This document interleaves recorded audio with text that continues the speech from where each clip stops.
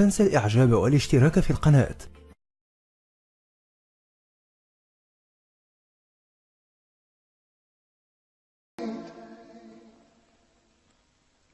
To all our viewers around the world, Assalamu alaikum wa rahmatullahi wa barakatuh, and welcome to this week's edition of The Straight Path. I'm your host, Fuad Muhammad. Well, tonight on The Straight Path, we are privileged to have a very special person with us, one that was born into a Christian family, all the way from Texas, America. He is now one of the biggest da'is, calling everyone actually who he meets to the word, to the truth, to Al-Islam. Who's the special guy? Sheikh Yusuf Astes. Assalamu alaikum, Sheikh, and welcome to the show. How are you? Alhamdulillah. I'm kind of surprised to be here tonight. We've been working with Huda making these TV shows, and for you to invite me on this program tonight was kind of a surprise to me. I didn't know that... Really? Well, actually, we have something bigger than that for you. Really? You want to make some more shows, right?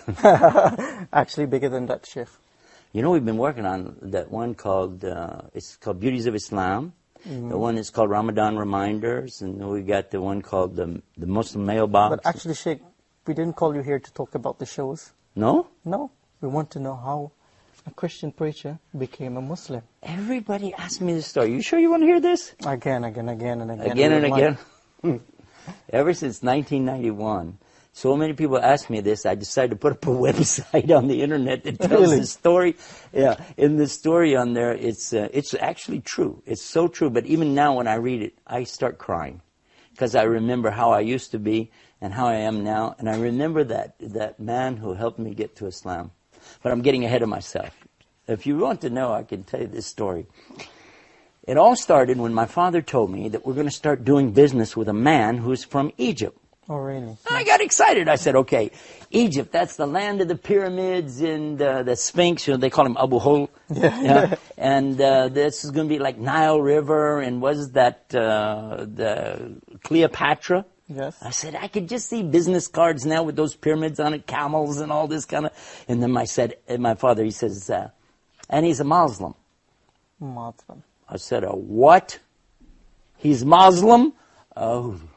I was thinking... Oh, of all the things. I said, Dad, you know we can't do business with a Muslim? He said, why? I said, you know, because my father knew these TV evangelists. Maybe you heard of some of them, like Jimmy Swaggart and Jerry Falwell and all these different guys. And he knew them. And the things that they said about Islam, the way that they used to put down Muslims in the Quran, and the horrible things that were being said. And by the way, not true, but I didn't know that. So I'm saying to my father, you know, these guys are hijackers. They're kidnappers. They don't believe in God. They worship a black box in the desert. And they kiss the ground 5 times a day. So my daddy's saying, no, you got to meet this guy. He's really nice. We're going to do business with him. And I said, I'll meet him on one condition. He said, what is it? I said, we do it my way. He said, what's your way? I said, okay, I want to come from church. It's got to be on Sunday. And then what I'm going to do, I'm going to come to him. I'm going to stop and eat or nothing. Directly to him. And I will have my cross. I used to wear a cross on my belt loop. About that big. Okay? And I had a Bible that I carry under my arm all the time. And I have a cap on my head. And across the top of the cap it says, Jesus is Lord. And that's the way I want to meet this guy. Well, my dad said, okay, Sunday it is. Okay. We had a store in the mall in a place called Grand Prairie, Texas. And so in the store, we go to meet him on Sunday, you know. Now, I was ready for this guy, and I imagined, what's this guy going to look like? You know, he's going to be wearing one of those long white robes, and he's going to have a big outer garment thing, what they call a bisht over that, and he's going to have a turban on his head, and he's going to have an eyebrow that goes all the way across from one side to the other, a huge bushy beard that he'll have, and a big sword that he's going to be carrying. I think I was looking for somebody that's a cross between Attila the Hun and the Ayatollah Khomeini. I had no idea. So when my father took me in, I was nervous, you know. Here, I'm going to meet this guy. Oh, he's going to be a Muslim. Oh, boy. You know, but I'm going to hold the faith of Christianity high in front of this guy. We went in the door, you know. And my father said, here he is. I said, where's the guy, you know? And he brought him over, and I said, this? Because he wasn't wearing any clothes like I was thinking. He was wearing normal, everyday clothes, like you're wearing, you know. And he didn't have even a beard. And he didn't have any hair. Actually, he's bald-headed. Oh, really? And I said, this man is... And he had something Egyptians have. Not all people in the world have this thing. Oh. But Egyptians have something very special What's called that? ibtisam. Ibtisam. Well, you know what is ibtisam? Smiling. Smile. He has a big, beautiful smile. And I couldn't help but be caught by this smile. And when I shook hands with him, I said, this is a nice guy. I don't know why, I just felt like he's a nice guy, you know? Forgot everything about being Muslim. It just kind of went out the door just by meeting him. I like to mention this because I want Muslims to know that you need to get out, meet people more. Don't be so reserved. Don't be scared. Don't be afraid to be yourself. Yeah. Because when more people meet Muslims and know real Muslims, then they'll know that this baloney that's going on in the media is just that, a bunch of baloney. But anyway, I'll come back to the story because you asked me. Next thing, immediately after I meet him, hello, how are you? I said, do you believe in God? Just like that. He said, well, yes. I mean, God, though. Do you believe in God? He said, yes. I said, yeah, but the God of Adam. You know about Adam? Yes. Abraham. There's a funny story about this, but I'll tell you later about Abraham. There's something very key about this. Okay. He said, yes. I said, Moses. He said, yes. David, Solomon, yes. So you believe in all those? Oh, okay. You believe in the Bible? He said, yes. You believe in the Old Testament, though? Yes. But you don't believe in the New Testament? He said, yes. Too many yes. I'm going, what? How? I said, yeah, but you don't believe in Jesus. He said, yes. I'm going, what? That's not what we heard. I did not hear it that way. I said, yes, but you don't believe he is the Christ, the Messiah. He said, yes. I'm going, wait a minute. But you don't believe he's with God. He's going to come back in the last days. He said, yes. I said, this guy's going to be easy. I can convert this guy. Immediately, I took him out to have a cup of tea. And we sat together in a little cafe right by my dad's I remember shop. reading that on that I was actually, why did you take him out for that cup of coffee after you met him? Because I was going to convert him. That was it. I'm This was going the to yes sit guy. right there. The first day, I said, wouldn't that be something? I can convert him on the first day. Wow. I was ready. You had ambitions. That boy, I'm going to get him now. So I started talking about Abraham. I'm telling him the story of Abraham and his son Ishmael, his son Ishaq, Isaac, as we call him in English, and the story of how Abraham has to sacrifice his son. And he's sitting there going, yes, that's what we believe. We believe that. I said, yes, but what about this point right here where a ram has to come in and be the salvation because there's the substitute and it's so and so, and I'm going on. And he said, yes, we believe that. I was thinking, now, wait a minute. I had talked to another priest friend of mine. Okay. He's not a priest, he's a preacher for the born-again Christians. And he told me to be real careful with these Muslims. But for sure he was telling me, read this to them because they don't believe this. And he was saying he did believe it. I was thinking, So step by step I was thinking, we can do this. I went back to my father. I said, Dad, I want us to do business with this guy. My father said, okay, great. I said, because I can convert him. And my father, he's so sweet. He said, leave him alone. He has his religion. We have our religion. He's a nice person. You don't need to convert people. I said, no, this is our mission. We have to save people to the Lord. My dad said, listen, it's up to him to save the people, okay? SubhanAllah. Yeah, my dad said that. I'm thinking, no, I got to convert this guy. So we start doing business. Why were you so eager to convert him? Why? Huh? Why were you so eager to convert him? Well, to be honest about the thing, you see, I was out on the streets going around doing what we'd call in English, Arabic, when Muslims, we say street dawah. That's what I used to do as a Christian. I would be in the streets and I would have my Bible and I would witness. They call it witnessing, Yeah. I think that's a good comparison, witness, dawah. And I would go up to people like drug dealers or prostitutes in the street, anybody. I see them, they're downtrodden, poor, they don't have a home. If I have anything, if I have some money, I will give it to them. And they're saying, oh, thank you, and give them some food, anything. And then at the same time, I start bringing them the message of the Bible. And I would quote to them many of the scriptures in the Bible, the good things, the things we as Muslims know, or, we should do it too. There's no doubt about it. These are good teachings, very moral and upright things. And so as I was doing these things, I felt a need to call the people to Jesus. Yes. And that's what I wanted to do with this man. And I was told these Muslims are very dangerous people. They don't believe like we believe, and they're, just stay away from them. And I've been warned in a number of times. By your friends? Yeah, by other preachers, actually. Preachers. Yeah. So then the next thing that happens, we start traveling together. This gentleman from Egypt, I can't remember the name of the city he's from, but anyway. So as we're traveling together, working together, I watched his character and I thought, wow. Every time it was time for him to do what he calls salah. Salah means like the connection between you and Allah. And it doesn't really mean prayer. It's bigger than that, but you know that. Anyway, so he would stop. Whatever we're doing, he'd say, excuse me for a few minutes. And I would watch him. And we're doing business. We're trying to do this. Here he goes. Walk over there and you'd see him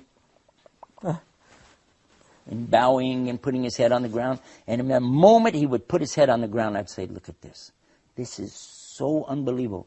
A human being, a strong man who's willing to humble himself to put his head in the dirt in front of his Lord. This is an amazing religion. If you can get a human being to humble themselves like that in front of God, like this, and fasting, not eating, not drinking during the daylight hours, I didn't imagine to see something like this. And then, on top of that, here is a man who had some moral teachings about him that, and I can't even describe it even now, but I'll give you an example and let you think about this. Watch this. One day, I had two little daughters, one about this big and one a little bit bigger than that, I guess, And so to the older of the two, she's about 5 or 6, I guess, he says to her, would you like to borrow $1? And I thought, borrow $1? What's that? You want to give a kid $1? Give him $1. What's this borrow $1 thing? 5 years old she was at that time. So he gave her the $1, and I told him thank you for that. I was thinking, because in Texas we actually say, hey, can I borrow $1? Borrow $10, borrow 20. We don't mean we're going to ever pay it back, by the way. That's the kind of borrowing we're talking about. A few days later, he asked her if she had any money. She had like 4 quarters, something like that. And he said, okay, give it back. This is the $1 you owe me. And I thought, oh, how tacky. Who's this man, And I asked him, I said, what's that? He said, well, do you remember another time that I borrowed $1 from her and I paid her back? I did remember that. Yeah, one time he asked her for $1 and I thought that was tacky. But then he gave it back. And now he's asking her to pay it back. And I'm asking him, what's this about? He said, it's training the children to learn the responsibility of the value of the money and the value of your word and how you live up to what you say you're going to do. He said, and it was less than 2 days, not because children's memory wouldn't last that long, but within 2 days, he did this. And I realized that this is a huge teaching in business. And he said, and another point is, it must never be more than the original amount. Because no riba in Islam, there's no usury, no interest. I thought, wow. I said, let me watch this guy a little bit more, Step by step, I watched his character. And then one time we would go to these like flea markets and things like that, put out these tables with stuff. I get a lot of stuff that is outdated merchandise. The dates on it are so close, no store would sell it because it's going to expire. In the United States, it's a big deal, So if the date's going to expire within 2 or 3 days, nobody would want it, But you could sell it at the flea market. And it's what we had. So I have the table lined out with stuff. A lady came and she started to buy some things. And he reached under the table and was giving her things from under the table. I said, what are you doing? He said, I'm giving her this. I said, look, this has got 4 or 5 more days than this. Give her this stuff. He said, I can't do that. It's not my religion. I said, what? He said, this stuff here has only got 1 day left. Now, this stuff here has more days. I said, but that's why we put it up there. He said, that's not for me, okay? He said, you can do it. I don't want to do that. I said, okay, do whatever you want to do, He was an amazing man. And I kept thinking, if we get this guy in Christianity, we're going to make him a saint right away. Maybe even an angel. So you still wanted to convert him? Huh? You still wanted to convert him? Of course! What part of the story are you missing here? Hello? That's my goal. I haven't thought about anything else. So then, another strange thing happened. My friend, the other preacher, He used to carry this big cross. He would bolt it together. It was about 14 foot long. And he would carry that big cross and walk down the street. And when the reporters, journalists, TV people would come out and ask him questions, and he'd be telling them about the Lord, and he'd give out these pamphlets he had and collect donations. And this was really funny because he had a heart attack. Now, it's not funny to have a heart attack, but it's what happened next. I would go visit him every day in the hospital. And while I was in the hospital with him, another man was in the room with him in a wheelchair. So I go over to this other gentleman and I start witnessing to him. And I've got a Bible under my arm and I got my cross with me. I got my hat. Jesus is Lord. And I'm telling this other man in the wheelchair about Jesus loves you, about the Bible. And I ask him, where are you from? He said, I'm from Venus.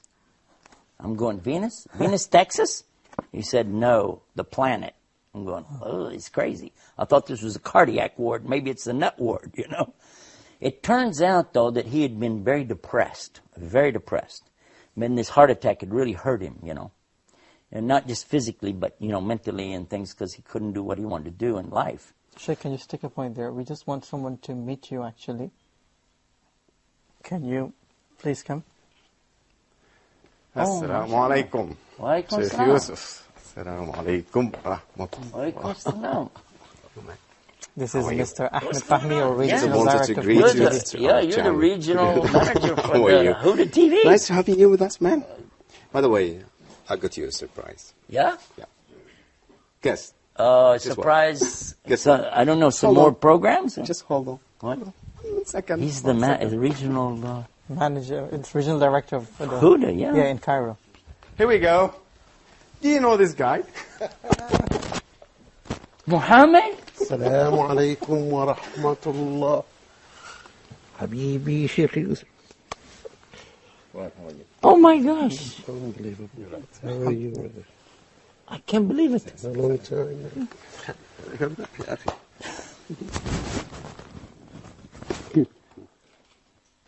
How are you, man?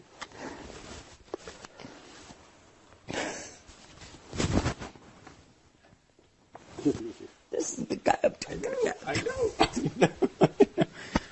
Okay. Surprise, huh? Take your When did you seat guys do this? so he can join the show. Is this a real show? Are we really on TV? Yes, we are. Sheikh Yusuf, just I gotta go. بسم الله But continue the show. Jazakallahu Yeah. khairan. Would you like to tell the viewers who this guy really is? Have a seat. It's been a long time. How are you? Alhamdulillah. How about you? I'm talking about you. I'm sitting here. You know that. It's been there. All Have the you been time. here listening to this? I've been just trying to make a surprise for you. I know you were here I'm surprised. in Egypt. I'm surprised. For sure. Alhamdulillah. I'm glad to see you in a good health and talking about me too. Is this really, we're still broadcasting? This Yes, is- we are. Okay. All of this is on camera. Because otherwise for I the want to viewers. just take him and we're going to go out and... This is Muhammad Abdurrahman. This is the man I'm telling you about. This is MashaAllah. Allah يحييك شيخ يوسف. this is the light for Islam to me. Allah يبارك فيك. Wallahi, I am so impressed of what I hear always about you and what I watch on the TV. May Allah reward you for your efforts and your strength in keeping your path like this for 17 years now. Every time I tell the story and I think about you, Allah يخليك شيخ يوسف. I thank Allah so much that He sent somebody like this man. Why? I don't want to talk about you in front of your face. This is embarrassing. No, I hear But this man, if Allah would have sent anybody else, I would not have listened to them. Subhanallah. Why? Khair. Why? Because you remember I was just telling about the priest and the one in the wheelchair. I was just telling you the story. This man was in a wheelchair, and it turned out he was a Catholic priest. Okay. So when I was witnessing to him, he said, okay, I want to confess something to you. And I said, don't confess to me, I'm not a priest. I'm not even a Catholic. He said, I know that. I am a Catholic, I am a priest. Okay. And I was shocked. You remember? Yeah, I remember. Father Peter Jacobs. Peter Jacobs, yeah. I remember him very well, yeah. When he got out of the hospital, I asked him to come and live in the house with us. And in the meantime, we brought Muhammad to live in the house with us. We had a big house out in the country. Okay. We called it the ranch. Okay. Yeah. And this You time you remember were the new in ranch? America. Midlothian, huh? This time you were new in America. Yeah, less than 1 year. Less than 1 year. Yeah. Sometimes he would say words, I didn't have a clue what he was saying, but he'd be smiling, I'd be going, yeah, I guess. You know, he was still getting his English together. Oh, my God. You're Texan. Oh, and then what happened? Yeah, I'm so, I don't know if I can remember what we're doing even here now. This is shocking me. Okay, you met the guy in the hospital. Oh, yeah. You said he's from Venus. Yeah, well, that's what happened. After I found out he was a Catholic priest, I realized that, you know, he didn't like me coming and preaching to him as a Protestant Christian, you know. Anyway, when he came to live with us, I was telling him about this guy is a Muslim living with us. Let's convert him. He's telling me, actually, as a Catholic priest, we had to study Islam. I know about Islam. I said, you do? He said, yes, it's a very important religion, and it has this and this. He's known the 5 points of Islam, you know, the pillars. Yes. Believing in Allah and His Messenger and performing the salah, the prayers, fasting Ramadan and paying zakat, the charity, and also making pilgrimage. He knew all about these things. So then we would sit around the table at night. Now here's what we do. Clear off the table after the food. And then nonchalantly, let's just discuss the Bible in front of our Muslim friend. So I bring out what? The Revised Standard Version of the Bible. My father brings out the King James Version of the Bible. A different version. My wife had, she had the Jimmy Swaggart's Good News for Modern Man. Sure. And then the Catholic priest has a totally different Bible. Because these books are all 66 books each, okay? But the Catholic version, which is much older, in fact, the Christian Protestant Bible comes from the Catholic Bible. But the Catholic Bible has 73 books. What happened to the other 7 books? Nobody knows. Anyway, here we are. We're talking about which book. No, my book. No. And my book says in it that the Malik James, the King James Version, is having grave defects. It needs to be retranslated. And my father's saying, no, this is no, this one, no, that one, so and so. And finally, I'm embarrassed because we're arguing in front of him. I said, okay, but just change the subject. How many versions of that Koran thing do you have? Yeah. Okay. Let's take the answer from him after we take this short break. Stay tuned, viewers, as we speak to Sheikh Yusuf Astas and the person who gave him Shahada, Brother Muhammad Abdul Rahman, after the break. Stay tuned. My world is bright. Islam is my sight. Oh, my world is bright. Islam is my sight. Assalamu alaikum wa rahmatullahi wa barakatuh, and welcome back to The Straight Path. We're talking to Sheikh Yusuf Astas and his journey to the straight path, along with the brother who gave him Shahada, Brother Muhammad Abdul Rahman. Welcome again to the show, Sheikh. So we were talking about 5 of you on Brother Muhammad. Yeah, I think probably we should let the people know. This is live, yeah? Of course. So you have call-ins, right? Yep. Okay, we should probably let the people know then that we're going to hold up any calls until after we complete this story. I think it's better. What do you think? Of course. I'm not trying to tell you how to run the show, but it just, you know. So the next thing that happens, you see, after the Bible Quran thing, because he says the Quran only has one version. And there we are. We're here with all these different versions of Bibles. He's saying Quran is only in Arabic anyway. You can have all the versions you want in translation, and they're not Quran. None of us would ever consider somebody gives you a Islamic ruling from a translation of Yusuf Ali. No way. I would never accept that, right? I agree. But if you look in the Quran and you see something clearly said, this is haram, this is halal, you know, permitted, or something is forbidden, okay, then that's fine. So he's saying there's only one version of Quran, it's in Arabic language. And I felt like, okay, that was a dumb argument. I wish I had never brought that one up. So the next time we're sitting around, okay, let's go this way. I have another idea. Okay. In the meantime, my preacher friend has already told me, I talked to him on the phone, I went to his house, he said, stay away from that Muslim. Stay away from them, and whatever you do, if he brings that book, that Quran book, don't touch it. Don't read it. You had any idea they were planning this? No, at all. Conniving and planning is what we were doing. How to convert this Muslim to Christian. Allah, you know, this is the first time I know that now. You didn't hear that? But you had in any part of meeting Sheikh Yusuf back then? Uh-huh. You had any intention to convert him as well? No, it was just a business deal. That's all. Then it turned to be what happened. But originally it was just A business simple deal. That's business how deal much for you. concern on my part. Subhanallah. So now the next thing I was thinking about, okay, let's go another route. So we clear the table after another meal on another night. This time, let's talk about God. We believe in God, the real God, the God of Adam and Abraham. And he's going, yeah, just like he'd said before. And then he asked me, how do you explain Trinity? Because I said, God is one. And he said, this is what we believe. He said, and that's it. We don't have anything more than that. But you have a Trinity, so how do you explain it? So I had this idea. I'm going to explain. You remember the apple, tufah? Yeah. The apple has the skin on the outside. Yeah. It has the white meat inside, and inside of that are the seeds. Sure. So these three things make one apple. Three things make one God. Father, Son, Holy Ghost. And then he said, how many seeds are in there? I remember. So next day, I'm back over talking to my preacher friend again. I said, oh, the apple thing didn't work. He said, I told you, stay away from these Muslims. They're going to hurt you. You're going to get a demon, son. You're going to get a demon, a shaitan, you know. Yeah. So I said, no, come on, man. Give me another. He said, use the babe, egg. Tell him about, I said, okay, egg. So the next time I'm telling him, you know, the egg, it has the white shell. Inside the shell is the white of the, you know. And then inside of that is the yolk. Yeah. Three things, one egg. Got him here. Got him. No, he said, what if it's a double yolk? You know when it has two yellows? Yes. You see an egg do that sometime? He said, does your God become four? Ooh. And what if it's rotten? An egg could be rotten.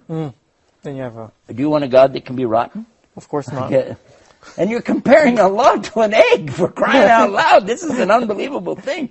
And so then it comes the subject of comparing God to a family. Like a man is a husband and a wife and a child. The three make one family. It's the family of God.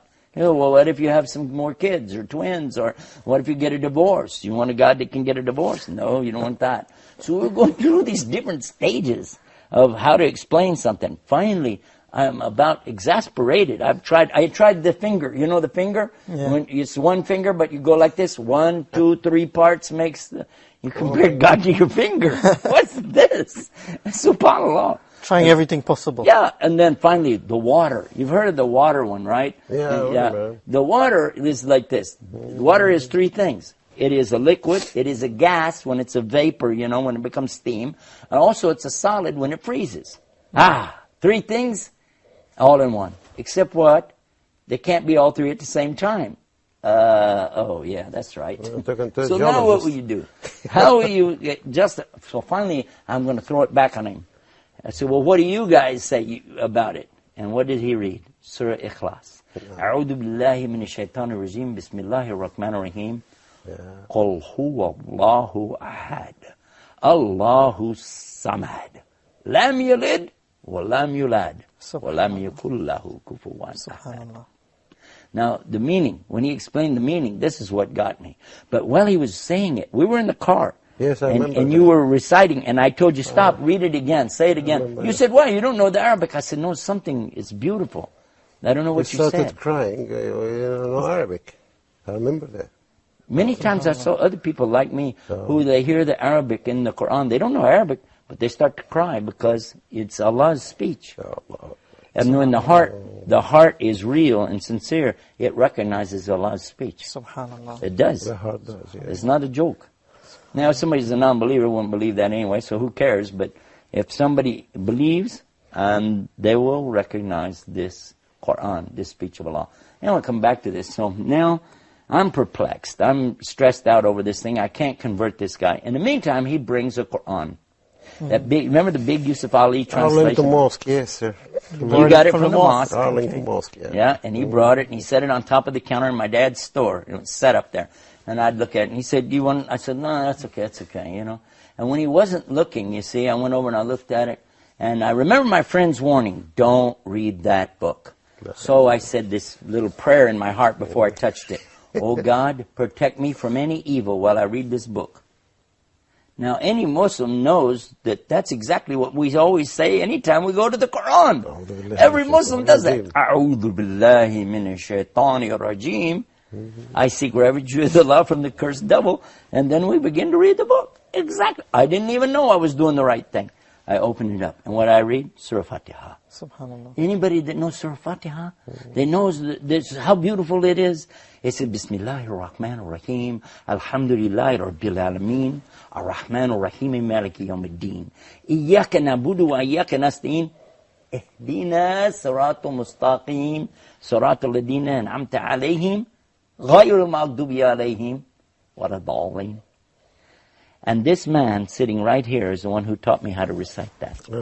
I remember the first day. I remember the first day when you said, "Would you like to learn how to do this?" And you were teaching us Bismi, Bismi, Bismi. And we were saying Basmi? No, Bismi. Yeah. Bosmi? Yeah. No, Bismi, Bismi, Bismillah, Bismiwa, Bismillah, Bismillah. And finally we got Bismillahir Rahmanir Rahim. I said, "Wow, that's good." He said, "No, that's just the first part." But it said Bismillahir Rahmanir Rahim, Alhamdulillah Rabbil Alameen. It took us like 2 days to get that. Wow. Yeah, I remember that. But we were so excited hundreds of times until in Arabic, and it takes, you know. Careful now. Don't mess with Texas. No, I'm not messing with it. Because I am one of them, so I can mess with them. The next thing that happens, though, the Catholic priest, he asked Muhammad, "Can I go to your church?" Meaning the masjid. He went with you. You remember that? Yep. And they were having all this business going on, and so in the mosque at that time. The Muslims are the biggest enemy to Islam in America. But that's another story. Very tough period, yeah. Yeah. So when you brought Peter back, Father Peter Jacobs, when he came back to the house, do you know what we did? My wife and I took him aside and we said, "What did they do in there? Did they slaughter any animals? Did they make any bombs? What were they doing?" He said, "No, they came and they stood and they were bowing, prostrating on the ground, sitting, and then they left." I said, "That's it?" He said, "That's it. Salatul Subh. They just came and prayed and left. That was it." So I said, And all this time you had no idea. That they are doing something in my, behind me. but in the same time, I started feeling motivated to explain Islam to these guys. They had so many questions. Okay. So that meant something to me. Okay, so you're starting now. It's not just a business deal now. I give it more. No, it's not only a business, just business anymore. It became just something else together with the business. What was the point? Changing that intention that you really wanted to tell them about Islam? Well, every time we want to just close that file of religious debates and comparisons and all this stuff, which sometimes never ends and might create problems and difficulties and hardships, even amongst the good people if they are ignorant. But I notice that these people are not ignorant. They have a lot of knowledge in the area of religions. So actually it became a matter of the picture of Islam in their eyes. They're talking so much about it. And then I had to just start getting them the right picture. SubhanAllah. And just become clear. MashaAllah, you did an excellent job. Allah is khair. So, okay, go ahead, sir. well, I was just thinking that when we took that priest aside and we were asking him, what did they do? And he was telling me nothing, they just prayed. And I said, what kind of music did they have? And he said, they didn't have any music. I said, remember, I'm a music minister. That's my job in the church. I said, how can you worship God without music? So I didn't know anything about Islam. Really, I didn't. I thought I knew something. I didn't know anything. But then, we started all thinking and asking. As he said, we asked a lot of questions, and we weren't trying to debate anymore. We were just trying to learn. What does Islam say about this? What does it say about a man and a woman's relationships? What does it say about fathers and sons and daughters? Adoption. Once they said that they had an adoption story. So many things. But then the Catholic priest asked you again to go the next week. Right. Yeah. This time they didn't come home until very late at night. And when they came home, here the priest, he got out of the car. You got out. I recognized you right away. But who is this guy with you? Because he was wearing a long white dress. He had a pillbox cap on his head. I said, what did you do? Did you become a Muslim? Yeah, no, and he said, Ashhadu an la ilaha illallah, Ashhadu Muhammad Rasulullah. So look at this. A Catholic priest becomes a Muslim. Now here I am telling my wife about this at night. We were just about to go to bed. Yeah. I was all excited. I was, and I'm telling her, look, this Catholic priest became a Muslim. What are you thinking about Allah, the Quran, so and so? She said, I want a divorce. I said, huh? She said, I want a divorce. I said, why? She said, a Muslim can't be married to a Christian. I want a divorce. I said, wait a minute. Whoa, I didn't say I want to be a Muslim. I will never be a Muslim. No. Don't worry about a divorce. Besides, Muhammad told us a Muslim woman can't be married to a Christian man. Yes. But if I became a Muslim, we could still be married. It's the Muslim woman that can't be married to the Christian man. She said, that's exactly what I'm talking about. I want to be a Muslim. I said, what? I wasn't ready for that. And then I said, wait a minute. Hold on, there's good news here. Because I really did like Islam. I didn't know how to tell anybody. I wanted to say, I couldn't. So I said, okay, I too wish to be a Muslim. That's the good news. I'll be a Muslim too. She said, I don't believe you. I said, no, I'm telling the truth. She said, no, you're a liar. I said, I'm not lying, I'm telling the truth. She said, you're either a liar right now, or you were a liar 5 minutes ago when you said you didn't want to be a Muslim. Either way, you're a liar. I was shocked. I said, what am I going to do? So I went downstairs. Actually, she was throwing me out of the house. And I was thinking, how did she throw me out of my father's house? I went down and I woke you up. Oh, she was throwing you out of the house? She was, yeah. Wow. And I went down and got you. That's when we walked around that night. Yes. Walked all of those back roads, all through Midlothian. You remember? Yeah, the ranch. Until the sun started coming up. And I'm asking him a million questions. And finally he said it like this. He said, it was a beautiful thing he said. It's not between you and me anymore. It's not between you and your father. My father was a minister, by the way. He said, it's not between you and your wife. This is between you and your Lord. You need to go talk to him. And he let me go. And he went off to pray Fajr. And I went off and I put my head on the ground in the same direction I'd seen him do that. And I said, let me do what he did. And with my head on the ground, I said these words, oh God, guide me. And when I lifted up my head, I knew I needed to be a Muslim. I went in the house.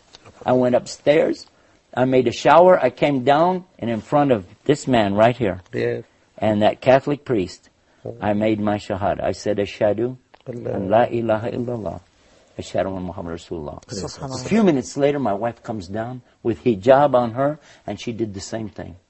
She made her, and a couple months later, my dad accepted Islam. And before she died, my stepmother accepted Islam. And my children grew up as Muslims. So this one man right here, wallah, may Allah accept it from him. Allah accept from him. Okay, I have a question for you, responsible for all of us. Actually, the telephone was going crazy, so we have to take some calls now. We have Brother Mahmoud from Egypt. Assalamu alaikum, Brother Mahmoud. Go ahead. Wa alaikum assalam wa rahmatullahi wa barakatuh. وعليكم السلام. All the Sheikh Yusuf, Sheikh Muhammad, jazakumullahu khair. I'll be quick as possible to let people the chance. I want something that I want your opinion about. I have someone who is Catholic from Memphis, USA. I just had a small story with him. He just asked me once on the internet. He asked me if I'm a Muslim, and I said yes. He asked me a strange question. He asked, when you take over the world, can I still be Christian and pay jizya? And I told him, why do you say that? Because he said, because I know this is the fastest growing religion, and you're all going to take over the world. So I kept back with this guy, and I showed him few of your material in your website about Islam being the same message Jesus had, and he finally admitted that Jesus is the prophet and that Allah is one, alhamdulillah. But when I talk to him about Islam, he hesitates and say that he needs more time. And it's over a month now. I don't know what next step to do with him. And so if you may give... Okay, got the point, Brother Mahmoud. That was Brother Mahmoud from Egypt. Just before we take his question, when he and his wife took Shahada in front of you, what was that feeling like? I was expecting it. You were? It came gradually in every day sunrise. Subhanallah. Whenever I will pray, finish the prayer, look at their faces changing, looking at many questions about why do you go towards Mecca, as if a business of a person who wants to get involved, just asking about the details. I'm saying that for the first time in front of you, but that I had my own feelings as well. I didn't know that. My impressions, yes, I'm saying that for the first time. But I noticed for a period of time before you take Shahada, that thing was going to happen. You did? Yes, sir. One time I caught this man in the night. I caught him in the night, and I saw him praying, so I asked him the next day, because I came downstairs for something. So next day I asked him, I said, I thought you guys only pray 5 times a day. He said, yeah. I said, okay, but you were praying in the middle of the night. This man, I'm sorry to expose this to the people. Sorry. But he's doing the Qiyamul Layl. And then later I find that this is how, if you want to see, I'm going to give the advice to our brother who Mahmoud just asked the question. And the answer is, if you really want to see people enter Islam, you sacrifice to Allah by what? Give dawah in the day, but give dua in the night. Get up and cry to Allah. Oh Allah, guide these people. Allah, guide these people. Allah, you're the only one that guides. Guide them. And wallah, this man, wallah, I love you so much. Okay, we have another telephone call, Sheikh. Brother Fasir from KSA. Assalamu alaikum. Assalamu alaikum, Sheikh Astes. Wa alaikum salam. Sheikh, from the time you have become a Muslim and till now, you have been doing dawah and converting people to Islam. So I want to know, how do you change the radical image of Islam that the Americans have in their mind? Can you please clarify that for me? And I've always watched your lectures in India that you delivered on Peace TV. She's going to try to advertise another TV show on our show. Whoa! Huda TV, Peace TV. Okay, good news is, by the way, we all love each other and we're all working for the same God. Alhamdulillah. Yeah, so she was asking, how do you see the Muslims in America? Well, I think it's only fair to finish Mahmoud's answer about the Catholic person who's with him. First of all, you said he's been for a month. This man was patient with me for more than 3 months. But look at the reward he gets. He gets the whole entire family and all of us giving dawah. Who knows how many thousands of people entered Islam and all waiting for you on the day of judgment. So, alhamdulillah. I think we have another telephone call. Go ahead. Yes. Yes, assalamu alaikum. Wa alaikum salam. Yes, I'd like to add some points here. Go ahead. I think we just lost that caller. I think so. Subhanallah. Well, you know what a lot of people do ask is, how do you feel after you get to Islam? Yeah. So maybe he was going to ask that question. And one of the things I would tell you is that when you come into Islam, everything is new, it's strange to you, and you're trying to adjust, you're trying to work your way around. That's another thing that Muhammad was aware of, and he was trying to help us adjust slowly, take it step by step, and learn as I was saying, he was teaching us slowly how to say the Fatiha, slowly about hijab, slowly about things. Take it as you can. And he never told us you have to do this, you can't do that. Circumcision is a subject that comes up. He didn't go into any of these subjects. Just take it slowly and understand what do you call it? Aqidah. Yes. The correct belief in Islam. Okay, we have Ihsan from the Kingdom of Saudi Arabia. Go ahead. Assalamu alaikum. Wa alaikum salam. Wa alaikum salam. Hello. Hello. You are our teacher, man. Yeah, the problem is he's got his... I think, can you please lower the volume on your TV set? Yeah, when you guys call in, be sure and you have to turn off the volume of your set. أيوة يا أخي السلام عليكم. السلام عليكم ورحمة الله وبركاته. Allah Azza wa Jal has made you, inshallah, a very rich person on the day of judgment, inshallah. جزاك الله ألف خير. And Brother Yusuf Estes, Allahu Akbar, may Allah increase the number of Brother Yusuf Estes in all over the world. Allahumma ameen. Ameen. I mean, when you were in Dammam, Brother Yusuf Estes, last 2 weeks before, I had the chance to listen to your talk, the reality of Islam. Subhanallah. Allah bless you, brother. Allah increase your capabilities. Allah increase your capabilities. Allah increase your capabilities tremendously. Allahumma salli ala Muhammad wa barik wa sallim. It's over. Salam. Jazakallah khair, Brother Ihsan there from the Kingdom of Saudi Arabia. We're in the last minute of the show. Quickly, Brother Muhammad, yes, sir. How do you feel seeing Sheikh Yusuf Estes as he is after so many years? Wallahi, I feel so much fortunate to have that thing happening to me like this and to that scale. Of course, I was so happy when he embraced Islam with the family. Nobody can deny that. It's very good. But what I never expected that he would go through all this boom in da'wah. I didn't say that to him before. Sorry. For saying that, but he did. I was, of course, watching and tracing. We were in touch. After he became a Muslim, I moved to Houston, Texas, from our area, Dallas, and then we split. Yeah. But by phone and all this stuff, okay. We were. But now he went beyond what I thought he would. To be honest with you, okay. I hear his news in wherever he goes and the number of people. So I see him like a rizq for me. SubhanAllah. My director is telling me that I'm out of time. Sheikh Yusuf Estes, Jazakallah khair for being with us. Maybe we'll do some more show for you. Of course, inshallah. Maybe next week. Okay, I'll tell you what. Let's do that. Are you busy next week? We can do what day? Well, I'll be more than glad to. Perfect. Okay. Jazakallah khair. Okay. Thank you very much, Sheikh Yusuf Estes. Shukran. Thank you very much, Brother Abdurrahman. For the viewers, that is Straight Path for this week. Thank you very much. Hope you enjoyed the show. Until next time, Assalamu alaikum wa rahmatullahi wa barakatuh.